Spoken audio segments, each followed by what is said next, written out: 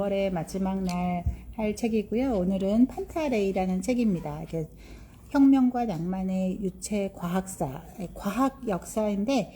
굳이 한다면 제가 보면 엔지니어링의 역사 같은 개념이세요. 그리고 엔지니어라는 개념이 최근 한 200년 동안 가장 발달했기 때문에 크게는 이 데카르트서부터 시작해서 이제 이 최근 200년의 가장 최근까지의 역사를 잘 보여주고 있는데 이분의 저자는 많은 분들이 이 책을 보고 처음 느끼는 것처럼 외국분이 아니시고요. 우리나라 분이십니다. 그래서 정말 과학 교양서가 전 세계적으로 뭔가 새로운 어떤 시대에 도달한 것 같은 생각을 최근에 정말 과학 서적들을 너무 잘 이렇게 재밌게 쓰신다는 생각을 하는데 정말 우리나라에서 이렇게 훌륭한 책이 나와서 너무너무 반갑습니다. 이분은 본래 이렇게 책을 쓰시는 분이 아니시고 본래 진짜 엔지니어세요. 우리가 보통은 이제 전에는 문과, 이과 이렇게 나눠서 이렇게 인문학을 하는 사람, 그리고 과학을 하는 사람 따로 있었지만 정말 불과 얼마 전까지도 지난번에 우리 이 핵폭탄 만드는 책 불확실성의 시대 할 때 봤듯이 거기에 있는 그 모든 과학자들이 수학자이면서 동시에 아주 문학에 정통하면서 또 어떤 음악가이면서 할 정도로 이렇게 하나하나를 해도 놀라울 만큼 한데 그거를 사실은 다 할 줄 안다는 거죠. 거기 있는 모든 과학자들이. 그래서 과학과 인문학이 결코 따로 가는 게 아니고 또 여기에 보면 수많은 발명가들의 이야기인데요. 이 발명가들이 그게 사상의 발명이든 과학의 발명이든 얼마나 밀접하게 연결되어 있는지 또 심지어는 가족 관계로도 다 얽히고 그때 친구의 친구고 또 같은 학교의 동네인 건 말할 것도 없고 이렇게 해서 정말 우리 모두가 연결되어 있다는 거를 보여주는 것 같은 정말로 흥미로운 책입니다. 그래서 매우 재밌고 2022년도에 올해의 과학도서로 뽑히기도 했고 과학이 막 이렇게 가리키려고 주는 게 아니라 정말 어떻게 이렇게 이야기꾼이 가능할까 할 정도로 재미있는 이야기가 많이 있습니다. 그리고 이 뒤에 보시면 보통 불과 얼마 전까지도 우리나라 책들이 되게 이제 다른 나라 책에서 좀 이렇게 인기 있는 책들 이렇게 해서 그걸 보통 이제 편집하고 이렇게 해서 하는 그런 책들도 많았었는데 뒤에 보시면 참고문헌도 굉장히 이렇게 세세하게 잘 되어 있고 또 주석만 읽어도 재밌을 만큼 주석도 아주 꼼꼼하게 잘 되어 있습니다. 그래서 책을 보시면 마치 너무너무 재밌는 책이지만 이게 이 근거와 추가 자료를 볼 수 있는 거에 대해서 또 용어 해설집도 용어 찾는 사전도 저 뒤에 아주 잘 나열되어 있어서 앞으로 정말 우리나라의 책들이 진짜 한 단계 레벨업하는 느낌이 들어서 저는 참 좋았습니다. 그리고 이분이 이 책은 몇 년 전에 나온 책이시고요. 최근에 나온 책으로 아인슈타인을 만난 조선의 과학자들이라고 하는 책도 굉장히 인상 깊으세요. 그래서 그 책 또 제가 이 발표를 위해서 전서부터 알고는 있었으나 이 최근에 읽었는데 그 책은 주로 1800년대 말 서재필 박사서부터 시작해서 우리나라 과학자들의 이야기세요. 그리고 우리나라의 근대화를 이끈 과학자들, 우리 생각에는 우리 조상들은 어쩜 우리 할아버지들은 어쩜 그렇게 무능하고 나약해서 이렇게 그런 시대를 살았을까라고 이렇게 생각하는데 그렇지 않았다는 거, 또 그 시대에도 다 우리 모두 다 깨어 있었고 모두 다 너무나 이 세계와 아주 밀접하고 긴밀하고 아주 거의 동시대를 살았다는 거, 이 세계와 우리나라가 떨어지지 않았었다는 거를 이렇게 보여주고 있습니다. 비록 이제 개항하기 전까지는 우리가 정말 은둔의 나라였었지만 그 은둔 이후에 이 개항이 돼서부터는 얼마나 놀랄 만큼 전 세계의 어떤 시류와 호흡하고 있었는지에 대해서 읽는 책이라서 그것도 우리나라 과학자들의 이야기이기도 하면서 역시 우리나라의 발전, 과학이 결코 사회와 떨어져 있는 이야기가 아니라는 게 이분이 늘 이 책 전체를 통해서도 이렇게 말씀하려고 하는 것 같아요. 그리고 혹시 책을 이렇게 보시고 놀라지 마시고 이렇게 책이 총 한 32장으로 되어 있는데 저희는 여기서 이렇게 10분이 11분이 이거를 이렇게 3장씩 이렇게 나눠 읽을 거거든요. 그래서 실제로 오히려 혼자서 읽을 엄두가 안 나는데 싶으시는 분들도 여기 오시면 있으면 이렇게 언제든 우리가 이렇게 두꺼운 책들을 나눠 읽기 때문에 혹시라도 이렇게 한 분이라도 직접 오시면 여기 이 방송을 제가 이렇게 해드리는 것보다 뭐 정말 못해도 대여섯 배 이상 보통 진짜 10배 아주 많은 것을 실제로 얻어갈 수 있으니까 이렇게 한 번이라도 이렇게 두꺼운 책 이건 뭐 나는 내 인생에 읽을 일 없었다라고 생각하지 마시고 이렇게 같이 참여해 보시면 이 책을 이렇게 쉽게 읽는 방법도 있구나 하는 거를 할 수 있으실 거예요. 그래서 이 책을 이 분이 쓰려고 했던 거는 제가 보기에 우리가 교양과학이라고 하는 거, 우리 교양이라고 하는 게 리버럴 아츠라고 하잖아요. 그래서 아츠가 본래 그 기술이라는 뜻이 좀 더 많고, 그래서 혹시 괜찮으시면 이게 서양에서뿐만 아니라 공자님조차도 사실 육예라고 해서 정말로 어떤 수사학, 논리학 거기에 보태서 그 음악, 수학 그리고 천문학을 다 기본적으로 배워야 되는 걸로 알고 있었던 거는 서양과 동양이 다 그 옛날 오래전서부터 똑같았었는데 우리는 어느 순간서부터 이렇게 그 과학자는 과학만 하고 수학자는 수학만 하고 또 뭐 인문학은 뭐 문과는 문과만 하면서 아주 절름발이의 어떤 사고를 하게 됐다라고 하는 게 있습니다. 이 책은 여기 에필로그에서 맨 처음 시작하는 거는 우리 1950년 6.25 전쟁이 나던 다음날 아침 동아일보 1면에 되어 있어요. 그래서 여기에 이제 뭔가 이 남침이 시작됐다라고 하는 옆에 아주 생뚱맞아 보일 만큼 그 옆에 자연과학의 학과 학제라고 해서 국력은 과학력이라고 하는 그런 글을 쓰신 분이 우리나라에서 최초로 1932년에 미시건 대학에서 물리학 박사학위를 받은 책인환 교수님의 어떤 책인데 여기서도 보면 우리 이때 벌써 이렇게 교육이 불균형적인 교육을 받고 있다. 그래서 이렇게 그 어느 하나만 하면 안 되고 여러 가지를 같이 배워야 된다라고 하는 건데 이 책윤환 박사님은 그 이후에 이제 우리나라의 이공계 교육에 헌신하고 또 그 키스트를 만들게 되는 그런 걸로 이어집니다. 어찌 보면 이 책의 에필로그를 시작으로 해서 아까 그 조선의 아인슈타인이라고 하는 그 책의 프롤로그가 시작됩니다. 그래서 굉장히 재미있는 연결고리를 갖게 되는 그런 책이세요. 그래서 여기에 1장서부터 5장까지가 있는데 과학 도서답지 않게 정말 많은 그림과 사진들이 있어요. 그래서 이 그림만 봐도 굉장히 좋고 여기 1부부터 5부까지로 해서 매 한 각 부가 시작될 때는 아주 인상적인 어떤 책에서 빼낸 그것과 이 인상적인 그림에 대한 설명이 있습니다. 그래서 많은 그림과 사진 자료들이 있으니까 그림과 사진만 봐도 좋으실 거예요. 첫 번째 1부는 책이 건물을 죽이리라 라고 해서 빅토르 위고가 파리의 노트르담, 우리 노트르담의 그 꼽추라고 하는 그 책으로 유명한 이 파리의 노트르담이라고 하는 그 문장의 가장 그 핵심 말인데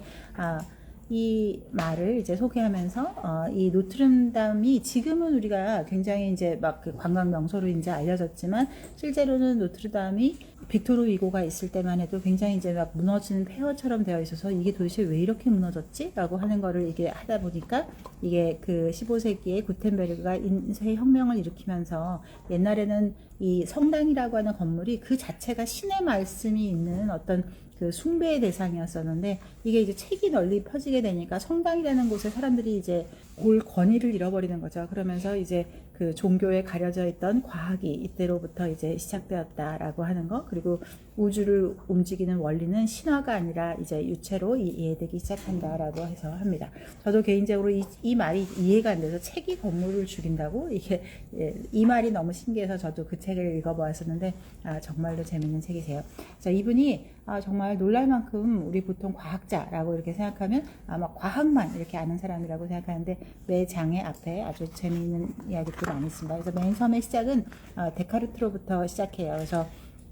옛날에는 뭐 사원소라고 해서 이 아리스토텔레스가 뭐 물, 불, 공기 이런 걸로 된다고 했었는데 거기에 보태서 제5원소라고 해서 어떤 이 에테르가 공기를 어떤 채우고 있는 물질이라고 생각을 했었고 그래서 그걸 하려면 이제 이렇게 보텍스라고 하는 어떤 유체가 된다. 그리고 이 소크라테스 이전 그 철학자였던 헤라클라이토스 같은 경우도 모든 것은 흐른다라고 하는 그 말이 지금 이 판타레이라고 하는 말입니다. 우리 만물 유전이라고 해서 모든 물건은 물질은 흐른다라는 거기도 하고, 이거는 또 다른 말로 하면 이게 그 모든 것은 변한다와 비슷하게 생각하실 수 있으세요. 그래서 우리 그 무상하다, 항상한 것이 없다라고 하는 그런 말이 되기도 하고, 그래서 같은 강물에 발을 담글 수 없다는 것이 내가 지금 물에 발을 담그고 조금 뭐 한 달 있다 하면 어느 순간에 담궈도 그 물은 이미 지나갔기 때문에 같은 곳에 담글 수 없다라고 하는 그 말을 한 것으로 유명해서 이 모든 것이 이렇게 변한다고 하는 거. 그리고 맨 처음 시작은 그레고리력이라고 하는 게 이 카이사르가 굉장히 훌륭한 율리우스력을 만들어서 1년에 11분 오차밖에 안 나섰지만 이게 1500년이나 가다 보니까 결국은 열흘의 차이가 나서 이제 그레고리력이라고 하는 이제 달력으로 바뀌게 되는 사건이 1582년에 있었다고 하는 거. 약 이 책의 시작은 400년 전서부터 시작합니다. 그리고 하지만 이렇게 하려고 해도 이게 사실 이게 맞다고 생각은 하면서도 이제 여기 종교와 이 이념, 이 신교, 구교로 이제 400년 동안 우리 인류가 얼마나 끔찍하게 싸웠나 이런 게 있기 때문에 그런 이념에 이렇게 매여서 이제 과학을 이제 점점 멀리 할 수밖에 없었던 그런 것이 있고, 이 코페르니쿠스의 태양이 하늘을 도는 게 아니라 이 지구가 태양을 돈다라고 하는 게 얼마나 사람들이 처음에 받아들이기 힘든 거였었는지라고 하는 거에 대한 그 당시 상황이 아주 재미있게 나와져 있고요. 그래서 이 태양이 이 지구가 돈다, 레볼루션, 결국 회전한다라고 하는 회전이라는 이 단어가 결국 얼마나 충격적이었으면 25페이지에서 보듯이 레볼루션이라는 말은 결국 프랑스 혁명 때 이 영국의 명예혁명을 지내면서부터 이 혁명이라는 말로 이제 뜻이 추가되게 됩니다. 그래서 본래 회전이라는 정말 그 사전 뜻 그대로의 이 회전한다는 이 단어 레볼루션이 혁명이라는 말로 어떻게 이 1688년 그 영국의 명예혁명서부터 되었는지에 대해서 이제 또 재밌게 보여주고 있으세요. 그래서 우리가 이렇게 달력을 하든지 이렇게 너무나 명백하게 이 바른 거를 할 때도 사실 사람들은 얼마나 종교나 이런 거에 얽매이게 되는지 하는 거를 이제 30년 전쟁도 아주 재밌게 보여주고 있습니다. 그래서 처음 이 책의 제일 처음 과학자는 이제 데카르트이고, 데카르트는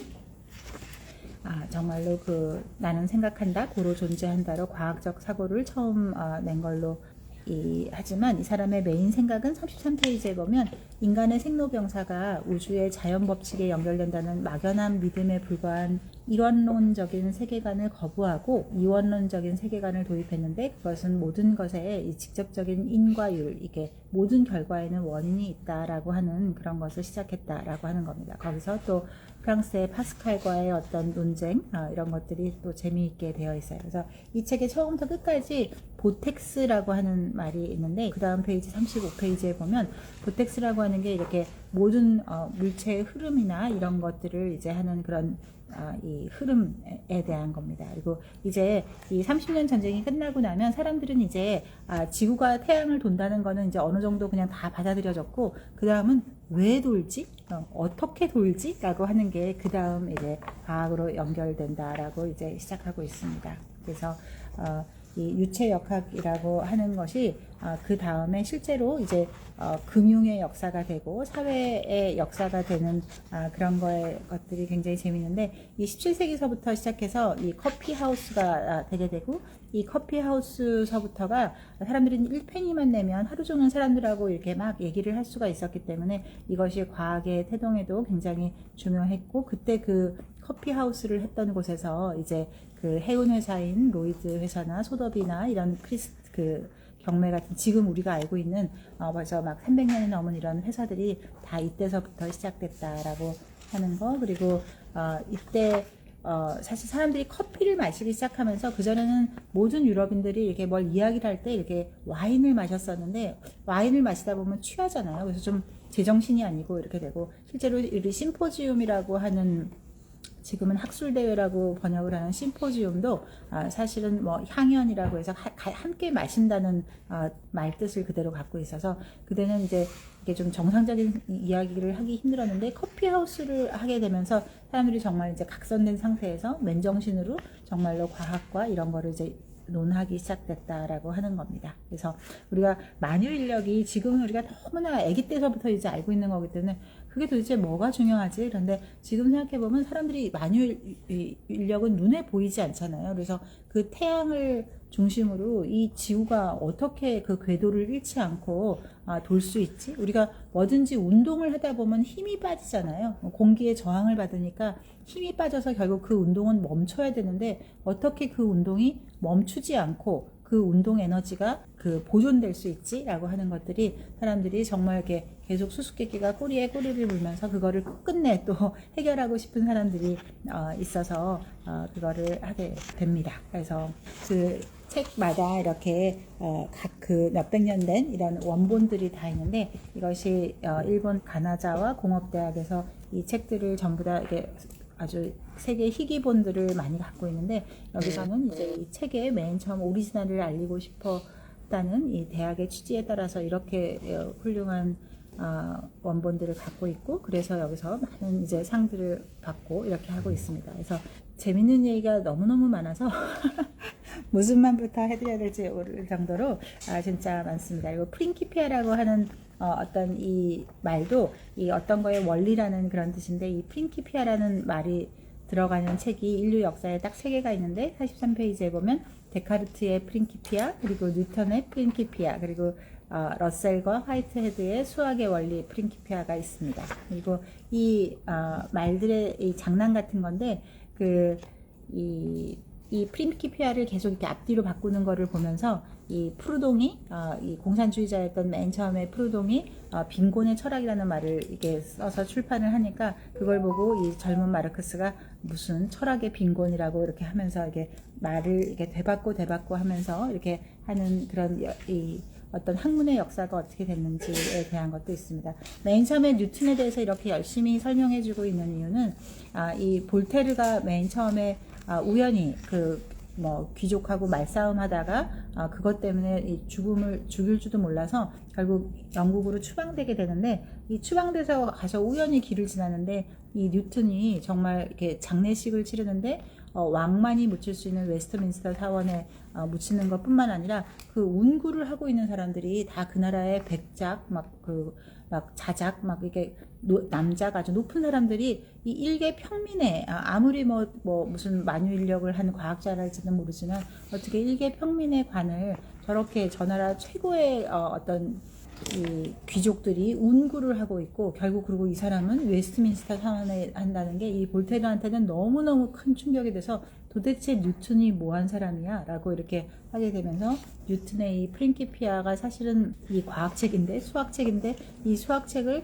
이제 그 대륙 그야말로 프랑스에 이 소개하면서 이 대륙의 그 유럽 대륙의 사람들의 생각이 깨어나게 되는 계몽주의가 처음 시작하게 되었다 하는 것을 이제 보여주고 있습니다. 이 총 32장으로 되어 있는데 어느 페이지를 그냥 따로 읽으셔도 되세요. 이게 다 연결되긴 하지만 한 페이지 한 페이지를 읽어도 매우 재미있기 때문에 이 한 페이지 이게 한 챕터 한 20페이지 정도 되는 이것만 읽으셔도 정말로 재미있는 와 이랬다고 이런 거를 알 수가 있습니다. 그래서 드디어 이제 2부로 가시면 지혜의 시대였고 어리석음의 시대였다라고 하는 건데 우리 저희는 그 두 도시의 이야기 했었거든요. 찰스 디킨스에서 그 찰스 디킨스 책에 맨 처음 시작하는 문장이 굉장히 유명한데 첫 문장이 유명한 책으로 아마 전 세계 책 중에 몇 위 안에 뽑히는 그 두 도시 이야기의 첫 문장으로 나오고 있습니다. 그래서 하는데 여기서 이 시대가 이제 그 혁명과 막 이런 게 막 했던 거라 사실은 사람들이 이제 이성으로 이제 신이 없어도 우리가 인간이 너무 똑똑해서 모든 걸 우리가 할 수 있어 라고 했던 그런 그 이성의 시대인 반면에 오히려 또 폭력이 만연했었고 또 이 프랑스 혁명이라는 것이 정말로 좋은 뜻이기도 하고 우리 인류는 정말 프랑스 혁명에 많은 빚을 지고 있긴 하지만 실제로는 프랑스인 자체로서는 너무나 파괴적이었기 때문에 정말 강대국이었던 프랑스를 사람에게 주저앉게 만든 그런 그 인간의 어리석은 광기 그런 것들에 대해서 이제 안타까워하는 그런 것도 있습니다. 하지만 이 와중에도 계속 그 사람들이 미신처럼 믿고 있었던 그 플로지스톤이라고 하는 유체가 이제 사람들에게 이거 틀렸다는 거를 확실히 인정받고 그 다음에는 또 이제 새로운 연력학으로 가게 됩니다. 그래서 과학이 좋은 것은 과학이 어떤 이게 진리야. 보통 인문학은 잘못하면 이게 진리야. 이걸 따라. 이거 아닌 거는 넌 다 틀렸어. 넌 뭐 진짜 심지어 죽어야 돼. 이렇게 우리가 신학이나 이런 거를 할 때 막 이렇게 과격하게 가는 거에서 과학은 그렇지 않고 내가 뭘 발견하게 되면 내가 틀리지 않았을까라고 하는 것에 대해서 계속하고 내가 실험하고 또 실험했는데 이게 틀렸을 거야 라는 생각으로 끝까지 수없이 실험했는데 이게 틀렸다는 것을 발견할 수가 없네. 그러면 이제 과학으로 이제 발표하게 되고 그러면 또 전 세계의 그걸 아는 사람들이 벌떼같이 다 모여서 너가 틀렸을 거야 라고 해서 다 그거를 틀렸다는 가정하에 그거를 틀렸다는 걸 증명하려고 수많은 과학자들이 다 달라서 붙었는데 아무도 그게 틀렸다는 거를 발견하지 못하면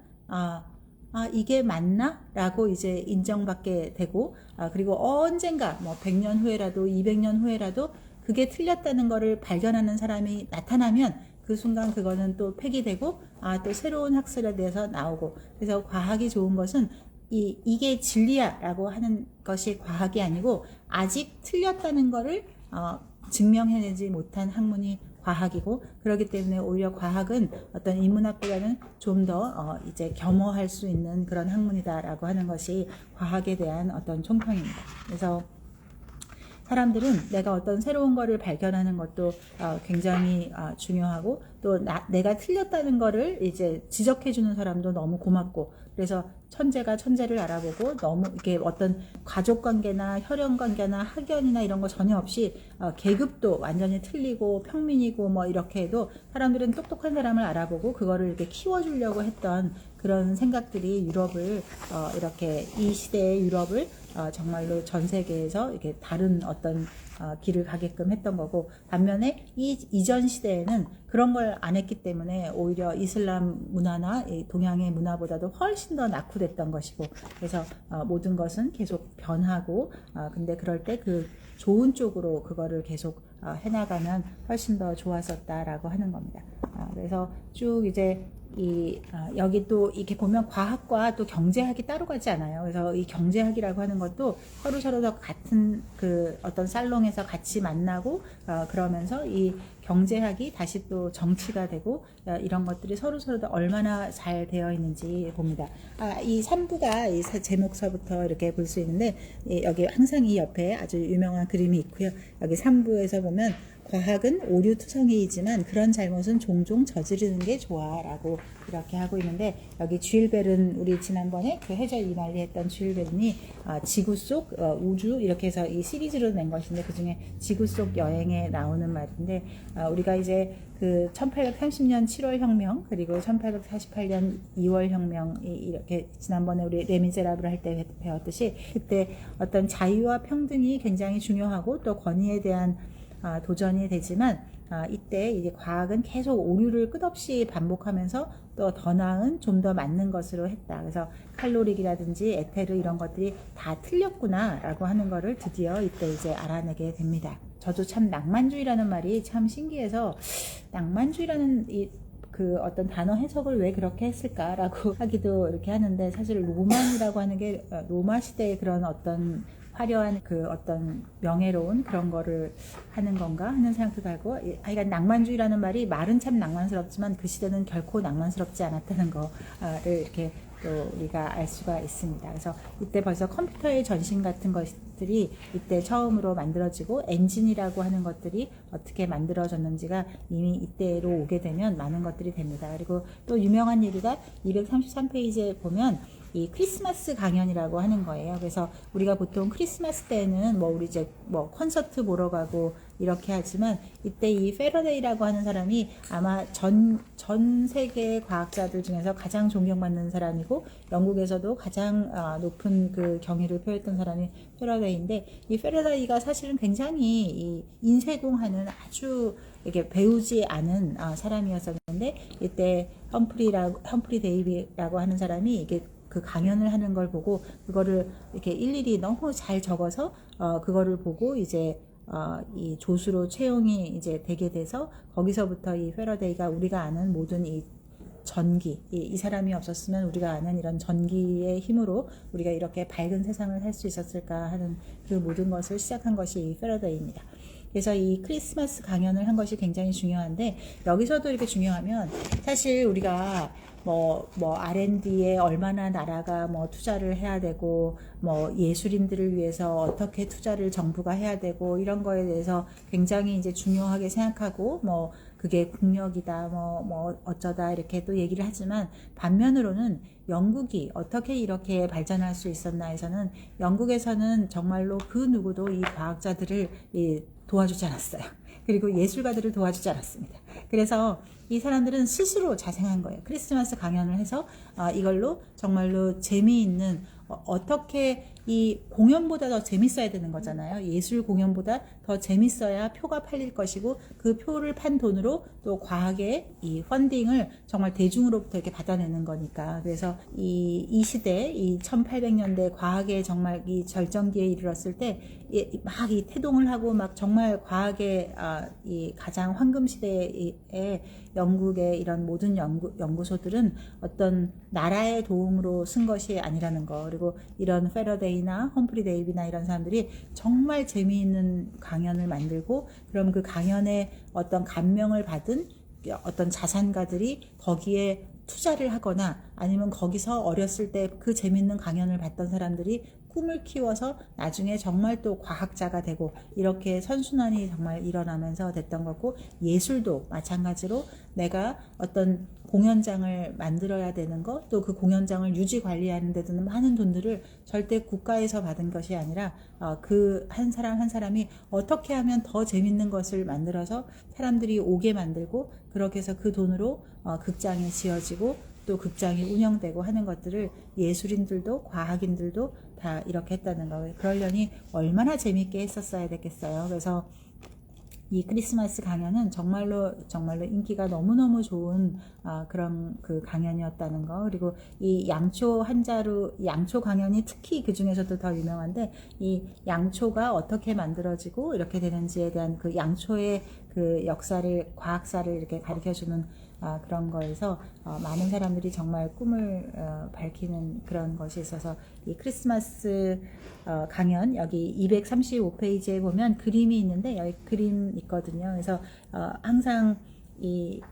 양초 강연이 특히 더 유명했었는데, 거기서 보면 마지막에 어린이들의 이 강연이 물론 귀족들, 뭐 귀부인들 다 와서 들었지만 항상 어린아이들에게 더 이제 이 과학이 정말 재밌는 거라는 거를 알려주는 큰 그거였었는데, 그때 마지막 메시지로 어떤 다이아몬드가 양초처럼 빛날 수 있을까요? 다이아몬드의 아름다움은 어두움에서 빛을 발하는 양초의 불꽃 덕분입니다. 다이아몬드는 양초가 비추기 전까지는 아무것도 아니지만 양초는 어둠 속에서 스스로 빛나지요. 라고 하면서 나는 여러분이 양초처럼 빛나길 바랍니다. 여러분 세대가 이웃에게 빛을 발하여 인류에 대한 의무가 무엇인지 보여준다면 오늘 양초의 아름다움에 대한 강연은 보람될 것입니다. 라고 하고, 이 패러데이가 인류에 미친 영향, 또 영국을 빛나게 한 그것이 많아서 영국에서는 자기도 주려고 하고 웨스트민스터 사원에 묻히라고 했지만, 끝끝내 패러데이는 그냥 그 평범한 무덤에 이렇게 스스로 선택해서 그렇게 묻히게 됩니다. 그래서 사람들이 정말로 그 겸손하고자 애썼던 거, 그리고 이 당시에 이 엔지니어라고 하는 것이 정말로 나 하나가 잘 먹고 잘 사는 것 뿐만 아니라 내 주변 사람들을 이롭게 하고 우리나라를 이롭게 하고 인류에 공헌한다고 하는 그런 자부심과 그런 보람들을 이 시대에 이렇게 보여주고 있습니다. 그리고 뭐 루나 소사이어티에 대한 얘기도 많고요. 이 각각이 우리가 지금 알고 있는 100년 된 기업들이 어떻게 서로 너무나 친하게 서로 이게 했었는지, 어떻게 교류됐었는지, 그렇게 친하다가 또 어떻게 사돈으로 또 다 맺어지고 했는지 하는 것들도 있고요. 또 여기 보시면 뭐 303페이지에 이 고디바 부인의 이 명화도 여기에 있게 되는데, 이런 명화도 세금을 중세에 이제 세금을 좀 줄여주라고 이제 부인이 말하니까 영주가 콧등으로도 안 들리면서 당신이 나체로 마을을 돌아다니면 내가 이 세금을 줄여주겠다고 하니까 당연히 안 그럴 거라고 생각하고 하는데, 이 고디바 부인이 보기에는 너무나 이 사람들이 이 세금으로 고통받으니까 이 사람이 진짜로 그렇게 하기로 합니다. 그렇게 해서 정말로 어느 날 저녁 때 이제 나체로 나갈 거라고 이제 하니까 동네 이 사람들이 정말로 그 존경의 뜻을 담아서 이렇게 그 커튼을 다 치고 아무도 밖을 보지 않았다라고 하는 그거에서 실제로 이걸 하니까 그 정말로 그 탐욕스럽던 영주가 정말로 세금을 내려준 그런 거에 유명한 이야기인데, 이때 이 부인이 고디바 부인이고 이것을 그린 사람이 그 유명한 헉슬리 가문, 우리 이 멋진 신세계 썼던 그 헉슬리 가문이 정말 과학자도 많고 이게 여러 유명한 사람들이 했던 그림이고, 또 이 고디바라는 이름에 너무 감명을 받아서 우리가 먹는 맛있는 고디바 그 초콜릿이 이 이름에서 따왔다라고 하는 그런 깨알 같은 그런 재미들이 이 책에 정말 한 100가지가 넘게 들어있습니다. 그래서 꼭 읽어보시길 바라고, 그래서 이제 정말 사부로 오면 정말이지 그때는 아름다웠다라고 해서 헤르만 헤세의 크놀프 책에서 따온 책을 빌려서 이 파리 코민이라고 하는 게 1870년도에 얼마나 비참했었나, 얼마나 사람이 어리석었나, 그리고 또 그 이후를 사람들이 이 아름다운 시대 벨르 에포크라고 해서 정말로 이때는 모두가 풍요롭고 모두가 다 우리가 더 나은 미래를 가질 거라고 하는 그런 꿈을 가졌었고, 근데 이게 불과 30년도 되지 않아서 얼마나 끔찍한 또 1차 대전, 2차 세계대전을 이렇게 맞게 되는지. 그래서 어찌 보면 우리가 이 벨르 에포크, 아름다운 시대라고 하는 것은 그 시대가 아름다웠던 것이 아니라 20세기의 전쟁이 너무 끔찍했었기 때문에 그 이전, 그 전쟁이 없었던 시대에 대한 어떤 에테르 같은 환상일지도 모른다라고 이 저자가 말해주고 있습니다. 하지만 그 모든 어려움에도 불구하고 인류는 비상하게 되죠. 정말로 날아오릅니다. 그래서 진짜로 어떻게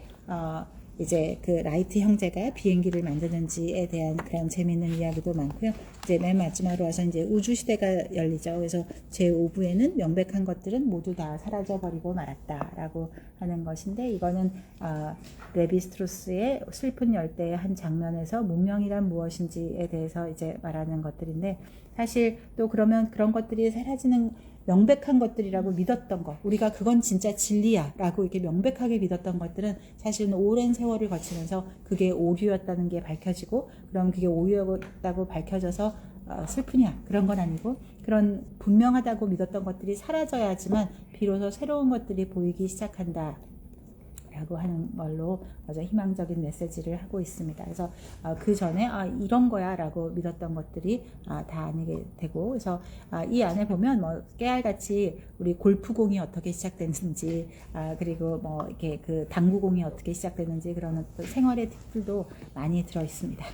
재미있는 그런 것들이 많고, 이제 뒤로 오면 이제 제국주의 시대가 끝나게 되고, 그 다음에는 이제 또 이 제국주의가 끝날 때 경제학이 어떻게 서로 이렇게 경제학자와 과학자가 어떻게 오가게 되는지, 그리고 우리가 아는 뭐 칸트 이런 사람들, 우리 보통 칸트 뭐 헤겔 이러면 그냥 철학자로만 아는데 그들도 모두 다 과학자였다고, 과학에 대한 이렇게 저서들이 아주 다 깊은 과학의 저서들이 다 있습니다. 그만큼 20세기 초까지도 뭐 러셀이나 비트겐슈타인이나, 여기 비트겐슈타인 이야기도 많이 나오는데 이분도 역시 유체역학을 하려고 했던 과학자였다는 거, 그리고 여기에 나오는 많은 사람들이 이제 과학자이면서 그런 인문학자였다는 걸 하고 있습니다. 또 여기 그 사운드 오브 뮤직의 폰트랍 대령의 이야기도 아주 재미있게 끝에 나타나고요. 또 여성이면서 이게 막 그 전신 노출 영화에도 나와서 굉장히 센세이션했던 여성 얘기가 450페이지에 나오는데, 이 사람이 굉장히 아주 이 이슈가 많은 삶을 살아서 그랬지만, 이 사람이 맨 처음에 만든 어떤 어뢰를 어떻게 하면 무선으로 좀 더 정확하게 맞출 수 있는가 하는 어떤 그런 거를 특허를 만들었는데, 그때만 해도 이게 2차 세계대전 되니까 이 사람의 이 이야기가 좀 이렇게 이해가 안 되고 또 상용화 자체가 힘들었었는데, 1990년대가 들어서 드디어 우리가 핸드폰을 쓰게 되면서 와이파이, 블루투스 등이 실제로 이제 상용화가 되면서 이 사람이 이분의 업적이 훨씬 더 이제 그 찬사를 받게 되는 순간이 옵니다. 그래서 그녀의 묘지에 영화는 순간이지만 과학기술은 영원하다라고 해서 영화배우로서의 삶을 살았지만 실제로는 인류의 진짜 이 최고의 어떤 기술을 할 수 있었던, 그리고 이분이 그 폰트랍 대령의 그 영화에서 나오는 폰트랍 대령 집의 그 집 짤츠부르크 저택을 실제로 소유했었던 이런 깨알 같은 재미있는 이야기들도 여기 다 있습니다. 그래서 그렇게 되고, 또 어떻게 이제 중국의 그 과학자가 이제 그 미국에서 또 있던 공산주의와 이런 냉전 시대에 미국을 떠나 중국에 가서 이제 중국의 핵폭탄, 수소폭탄, 그리고 이제 그 인공위성을 만들게 되는 이 첸서슨에 대해서 이렇게 그 많은 페이지를 또 할애하고 있습니다. 또 하지만 이렇게 위대한 과학자이고 또 이 사람이 죽었을 때 구글에서 그 해당 페이지를 이 첸서슨에 대한 어떤 추모의 이 페이지로 만들 만큼 정말로 아주 위대한 천재였지만, 이분도 어떤 보면 지난 세기에 어떤 그 이념의 그런 거에서는 또 자유롭지 못해서 실제로 이 공산주의 중국으로 스스로 이제 가서 했었을 때 정말로 중국의 어떤 핵폭탄, 수소폭탄, 또 인공 그 발사체를, 우주 발사체를 만드는 거는 위대한 과학자였지만, 그러기 위해서 또 그 어떤 문화혁명이나 우리가 보기에는 좀 이해하기 힘든 그런 그 어떤 마오쩌둥의 이런 그 것들을 아주 이게 열렬히 추종했던 그런 걸로도 애매하고, 여기서는 이 책 전체에서 어떤 아름답고 어찌 보면 좀 희망적인 좋은 것도 많지만, 과학은 아까도 얘기했듯이 계속 오류의 연속이기 때문에 과학이 그렇게 멋진 결과만 냈던 건 아닙니다.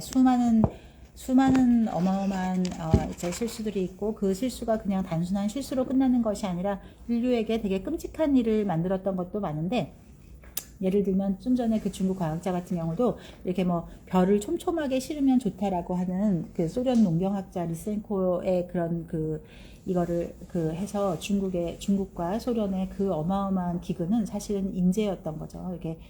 이 처음 별을 심는 것부터 잘못 이렇게 생각했기 때문에. 그래서 우리가 과학을 생각할 때 아까 맨 처음에 종교에 의해서도 지동설이나 천동설이 내가 구교를 믿느냐 신교를 믿느냐로 이렇게 막 했듯이, 우리가 이런 과학을 대할 때도 그런 것들을 어떤 이념의 어느 한쪽으로 이렇게 하게 되면 얼마나 인류의 공평하게 어떤 이 번영을 갖는 것이 아니라 또 비극을 초래하기도 할 수 있다는 것이 이 책 전체에서 혁명, 1차 세계대전, 2차 세계대전, 30년 전쟁, 그래서 인간이 굉장히 지혜롭기도 하고 굉장히 훌륭하면서도 얼마나 어리석을 수 있는가도 쭉 이렇게 가고 있습니다. 그래서 그 어떤 과학의 흑역사 중에 제일 유명한 거는 이 토마스 미즐리라는 사람인데, 이 사람도 굉장히 이렇게 뭐 영리한 사람이지만, 이 사람이 인류에게 끼친 단 한 명의 사람이 인류에게 엄청난 그걸 한 게 있는데, 이 사람이 제일 처음 한 게, 우리가 그 옛날에 휘발유에는 납이 들어 있었던 거예요. 근데 이거를 넣으려고 처음 넣었던 게 아니라, 이게 자동차들이 이렇게 가다 보면 이렇게 덜커덩 하는 그 현상을 노킹이라고 하는데, 그 노킹 현상을 어떻게 하면 없앨 수 있을까를 전 세계 이제 사람들에게 그 해결책을 구했는데, 그 첨가물을 뭘 넣을까 이렇게 해서 보면 우리가 먹는 에탄올, 알코올도 있고 또 뭐 납도 있고 여러 가지가 있었는데, 이 알코올이 너무 쌌던 거예요. 그래서 알코올이 효과적이라는 걸 다 알았는데, 사실은 알코올을 넣으면 너무 싼 거야. 근데 이 납을 넣게 되면은 갤런당 3센트를 더 벌 수 있는 거예요. 그래서 이 토마스 미즐리라는 사람이 이 갤런당 3센트를 더 벌기 위해서 이 에탄올이 좋다는 걸 알고 있었음에도 불구하고 납을 넣게 됩니다. 그래서 유연, 납이 들어간 유연 휘발유가 1930년대서부터 쭉 쓰게 되는데, 이게 믿거나 말거나 여러 가지가 있지만 전 세계에 이렇게 강력 범죄, 청소년 범죄가 이렇게 많이 된 게 이 아이들이 이 납중독에 되면서 그 딱 이 유연 휘발유가 그 나라에 도입된 거, 그리고 그 나라에 자동차가 몇 대가 팔리느냐와 거의 유사하게 거기로부터 딱 20년이 지나면 그 나라에 강력 범죄들이 막 하게 되고, 또 그래서 드디어 1970년대서부터 이게 안 좋다라는 게 돼서 이제 전 세계 나라들에서 순차적으로 이제 금지를 시키게 되는데 90년대까지 그래서 하는데, 이게 좀 더 빨리 이 유연 휘발유를 금지시킨 나라 순서대로 또 강력하게 급속하게 이 금지시킨 나라 순서대로 강력 범죄가 실제로 엄청나게 줄었다는 거죠. 그래서 이 전 세계인이 전 세계 그리고 모든 식물과 동물이 납중독에 된 것이 이 토마스 미즐이라는 사람이고, 이 사람이 또 하나 또 놀라운 것이 우리가 사실 이 냉장고의 발견이 이 모든 어떤 엔지니어링에서 아주 이 손가락 안에 꼽히는 굉장히 중요한 건데, 그래서 우리가 음식을 보존할 수가 있고 또 냉방 장치를 할 수가 있고, 그래서 우리가 이 극장이라는 것이 이렇게 우리가 대중화되고 영화관이 잘 된 것도 냉방 장치가 되기 시작하면서부터 된 거라면, 그리고 우리의 모든 식생활이 이렇게 전 세계인이 잘 먹게 된 게 냉장고 덕분인데, 이 냉장고에 어떤 거를 냉매로 쓸까 하는 거에서 이 프레온 가스를 하는 게 좋겠다라고 한 거를 이 토마스 미즐이라는 사람이 또 한 것인데, 이것이 이제 어느 순간 오존층이 없어지고 있다. 이 오존층이 이상하다. 우리 한 불과 몇십 년 전에 많이 들었죠. 근데 하지만 다행히도 우리 인간이 또 영리하게 이 오존층이 왜 파괴되고 있는 거지 하고 또 많은 사람들이 연구를 하다 보니까 이게 프레온 가스 때문인 것 같아 라고 해서 이제 프레온을 안 쓰기 시작하게 되면서 지금은 오존층이 거의 그 이전 상태로 또 다 복귀된 거를 또 알 수 있습니다. 그래서 과학이라고 하는 것이 양날의 칼이기도 하지만 그래도 전체적으로는 항상 우리가 좀 더 정말 아까 그 크리스마스 강연처럼 우리가 내가 하는 일이 결코 그냥 단순한 호기심이거나 내가 잘 먹고 살기 위한 어떤 특허 싸움이 아닌 정말 인류의 삶을 더 낫게 기여할 수 있다라고 하는 그런 생각을 가지고 우리의 인류의 과학이 이렇게 발달했다라고 해서 지난 400년 동안, 하지만 좀 더 작게는 지난 200년 동안 전 세계의 과학이, 특히 그 중에서도 엔지니어링이라고 하는 것이 어떻게 발달했는지에 대해서 이렇게 얘기해주고 있으면 꼭 읽어보시기를 바라고, 또 유튜브에서 이 민태기 이 저자분 쳐보시면 또 재미있는 강연도 많으니까 이런 것도 꼭 보시기를 바랍니다. 그래서 이렇게 훌륭한 책을 내주셔서 감사하고, 여러분들도 이 책에 이렇게 한 파트라도 꼭 읽어보시면 와 진짜 이랬다고 하면서 너무너무 재미있는 걸 발견하실 수가 있으실 거예요.